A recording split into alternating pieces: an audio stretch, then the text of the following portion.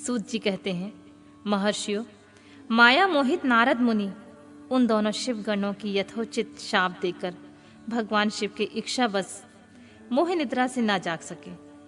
भगवान विष्णु के किए हुए कपट को याद करके मन में दुस्सह क्रोध लिए हुए विष्णु लोक को गए और संविधा पाकर प्रज्वलित हुए अग्निदेव की भांति क्रोध से जलते हुए बोले।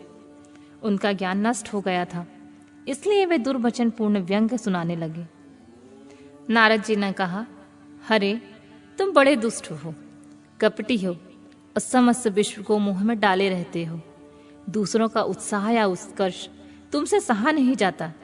तुम मायावी हो, तुम्हारा अंतःकरण मलिन है। पूर्व काल में तुम्ही ने मोहिनी रूप धारण करके कपट किया, असुरों को वारुणी मदिरा पिलाई, उन्हें अमृत नहीं पीने दिया। छल कपट में ही अनुराग रखने वाले हरे, यदि महेश्वर रुद्र दया करके विष ना पी लेते तो तुम्हारी सारी माया उस दिन समाप्त हो जाती। विष्णुदेव, कपटपूर्ण चाल तुम्हें अधिक प्रिय है, तुम्हारा स्वभाव अच्छा नहीं है, तो भी भगवान शंकर ने तुम्हें स्वतंत्र बना दिया है। तुम्हारी इस चाल ढाल को समझकर अब वे पश्चाताप करते होंगे।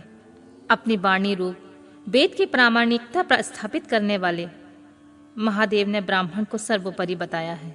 हरे, इस बात को जानकर आज मैं बलपूर्वक तुम्हें ऐसी सीख दूंगा जिससे तुम फिर कभी ऐसा कर्म नहीं कर सकोगे। अब तक तुम्हें किसी शक्तिशाली या तेजस्वी पुरुष से पाला नहीं पड़ा था, इसलिए आज तक तुम निडर बने हुए हो। परंतु विष्णु, अब तुम्हें अपनी करनी का पूरा पूरा फल मिलेगा। भगवान विष्णु से ऐसा कहकर माया मोहित नारद मुनि अपने ब्रह्म तेज का प्रदर्शन करते हुए क्रोध से खिन्न हो उठे और शाप देते हुए बोले, विष्णु, तुमने स्त्री के लिए मुझे व्याकुल किया है। तुम इसी तरह से सबको मुंह में डालते रहते हो।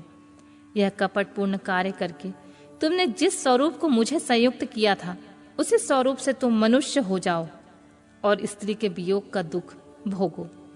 तुमने जिन वानरों के समान मेरा मुख बनाया था, वे उसी के समय तुम्हारे सहायक हों।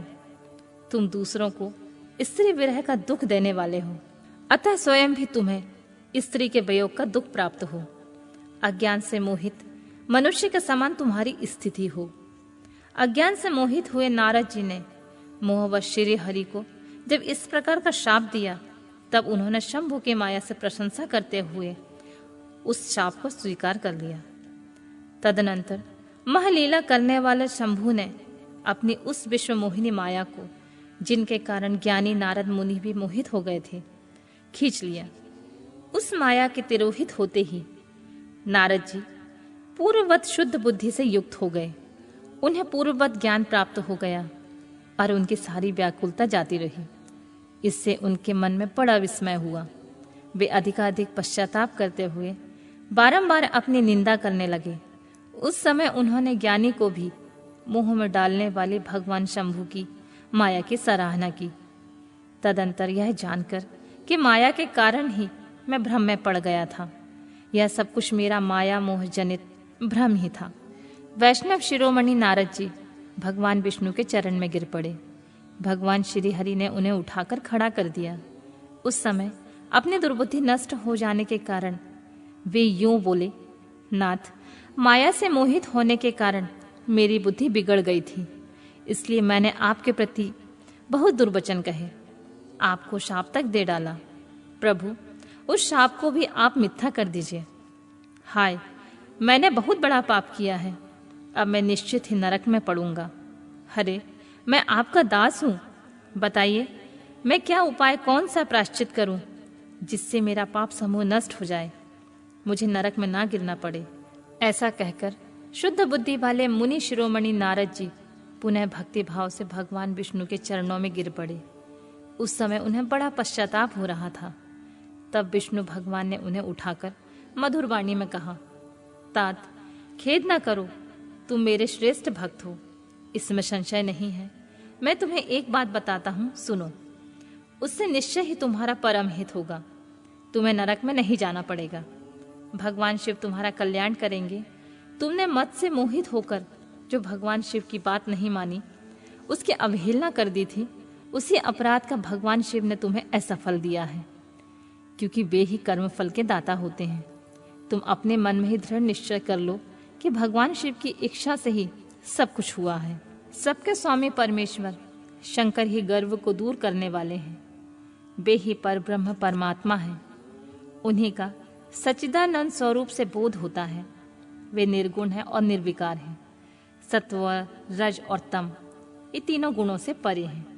वे ही अपनी माया को लेकर ब्रह्मा, विष्णु और महेश इन तीनों रूपों में प्रकट होते हैं।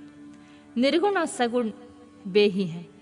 निर्गुण अवस्था में उन्हीं का नाम शिव है और वे ही परमात्मा महेश्वर, पर ब्रह्मा, अविनाशी, अनंत और महादेव आदि नाम से जाने जाते हैं। उन्हीं की सेवा से ब्रह्मा जी जगत के सृष्टा हुए हैं और मैं तीनों लोकों का पालन करता हूँ। वे स्वयं ही रुद्र रूप से सदा सबका संहार करते हैं। वे शिव स्वरूप के सबके साक्षी हैं। माया से भिन्न और निर्गुण है। स्वतंत्र होने के कारण वे इच्छा के अनुसार चलते हैं। उनका विहार, आचार, व्यवहार उत्तम है और वे भक्तों पर दया करने वाले हैं। नारद मुने, तुम्हें एक सुंदर उपाय बताता हूँ जो सुखद समस्त पापों का नाशक और सदा भोग एवं मोक्ष देने वाला है। तुम उसे सुनो। अपने सारे संशयों को त्याग कर तुम भगवान शंकर के सुयश का गान करो और सदा अनंत भाव से शिव के सतनाम स्तोत्र का पाठ करो। मुने, तुम निरंतर उन्हीं की उपासना और उन्हीं का भजन करो। उन्हीं के यश को सुनो और गाओ तथा प्रतिदिन उन्हीं की पूजा अर्चना करते रहो।